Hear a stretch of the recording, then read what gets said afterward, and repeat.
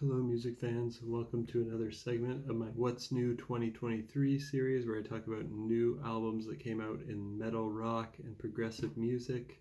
Today I'm going to talk about 8 new albums really quickly and give my first impressions of them, and I'll talk about them in my order of preference, starting with Redemption and their album I Am the Storm that came out on March 17th. Most of these albums came out on March 17th. There are a couple exceptions that came out on different days. This is progressive metal. It kind of has some power metal vibes to it, so kind of progressive power metal. It's the 7th album by this American band.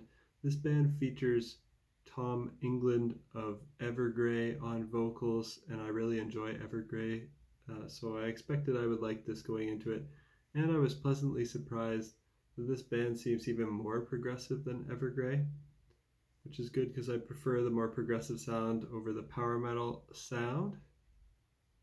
The songs on the album are a bit hit and miss. There are mostly hits, but there are a couple songs that are a little kind of generic and not super exciting, but for the most part it's really solid. Some songs are amazing, some are kind of safe and typical radio rock sounding things. But check this out if you're a fan of bands like Symphony X, Fate's Warning, Evergrey. That's kind of the vibe here. Some really key songs to check out. I've only listened to it twice, but these are the ones that kind of stood out to me. Resilience has kind of their heavy, shreddy side, really great, impressive guitar shredding, but really there's great guitar shredding across the whole album. Then there's the song The Emotional Depiction of Light, which has more of their soft and emotional side, and then Action at a Distance, which is the longest and most progressive epic on the album, so I really like that one. They also do a cover of the Genesis song Turn It On Again. They do it in a prog metal style, which is neat. It doesn't really fit the song sound of the rest of the songs on the album though, so it kind of stands out a little bit, but it's kind of cool in a way. In general, the keyboards on this album remind me a lot of Symphony X. The vocals of Tom England actually sound kind of like Michael Bolton almost, but I want to call him the metal Michael Bolton, the Michael Bolton of progressive power metal. And I actually mean that as a compliment. He has a really powerful voice, a little bit cheesy, but amazingly well done. And I think this is a strong contender for my year-end top 40. Next, I'll talk about something that came out the same day, March 17th. It's by a band called RPWL, and the album is called Crime Scene, and this is progressive rock. It's the 8th album from this German band. They sing in English. If you're a fan of bands like Porcupine Tree, Yes, and Riverside, to me it kind of sounded like a combination of those three bands with the vibe that I got from it. And this is the first full album of theirs that I've heard. I was pleasantly surprised at how good it is. Another contender for my year-end top 40. Another one from March 17th was the band Invent Animate with their album Heavener, and this is more on the metalcore side.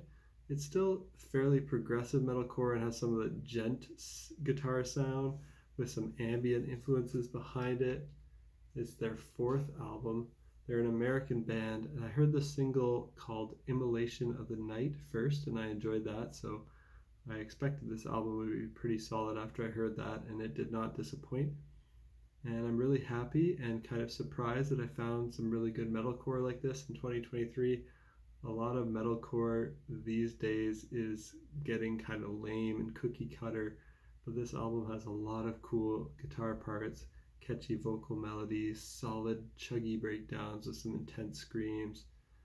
Probably the best metalcore album of the year so far, if you don't count Periphery, because I think Periphery I classify as more as prog metal, but they are also kind of metalcore.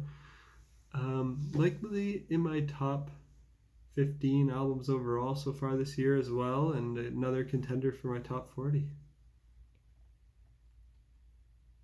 Next I want to talk about Ice Age and their album Waves of Loss and Power.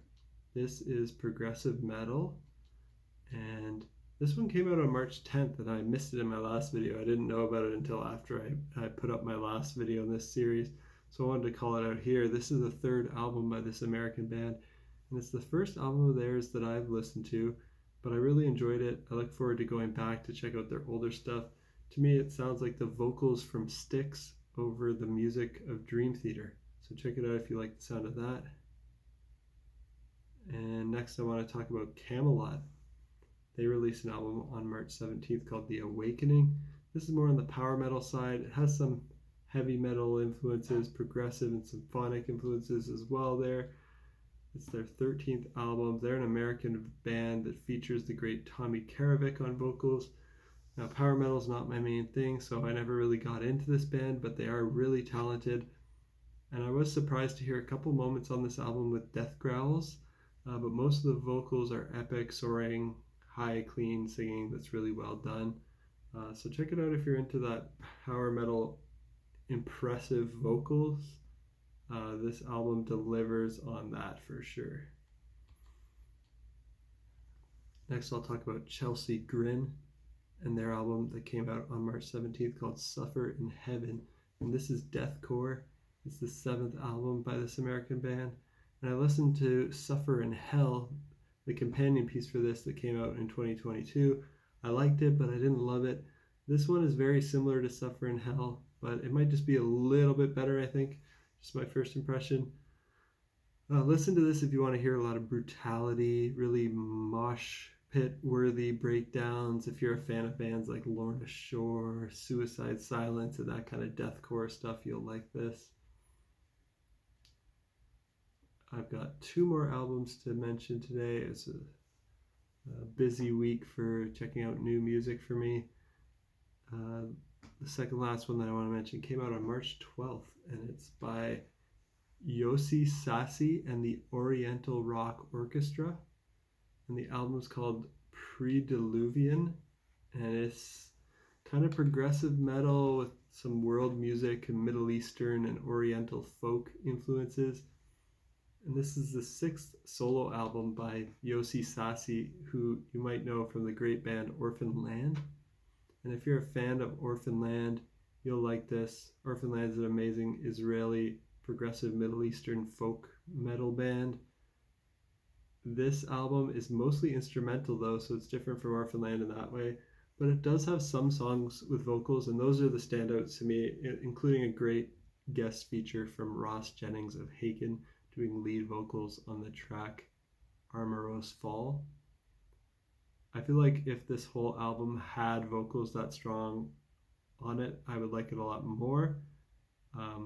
It's still pretty cool as an instrumental album, but for me, for instrumental albums to capture my attention, I prefer albums with vocals, but I like some instrumental albums. For them to capture my attention, they have to have something really cool about them in terms of the technicality of the playing or just like the atmosphere that they bring. This is pretty cool, but I probably won't go back to it too much. I'll just listen to Orphan Land instead. And lastly, I'm going to talk about Ascher, spelled A-S-C-H-E-R. New band. This is their debut album, and it's called Beginnings. It came out March 16th. This is progressive rock. They're an American band, and this album contains 5 instrumental pieces and 4 songs with vocals. I watched the music video for What the World Can't Give. Big thanks to the Nathan on Shuffle channel for spotlighting this single. Otherwise I would not have discovered it. The guys in the band, they look a bit older, so I'm actually surprised this is a debut album.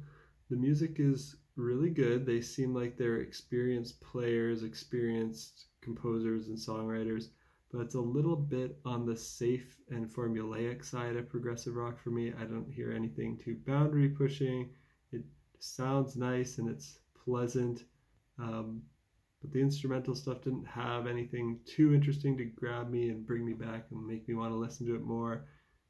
And even the songs with vocals, there's nothing too wild, too exciting, but a good listen. So check it out if you like progressive rock and kind of more of the classic sounding progressive rock. There's no like metal or nothing extreme here, so it should be pretty good for people that like a bit of tamer progressive rock. And that's it for my impressions of these 8 albums that came out recently. Hope you found something here that sounds interesting to you, and check it out. And also let me know in the comments if there's anything else in my wheelhouse that I might have missed. And until next time, peace out.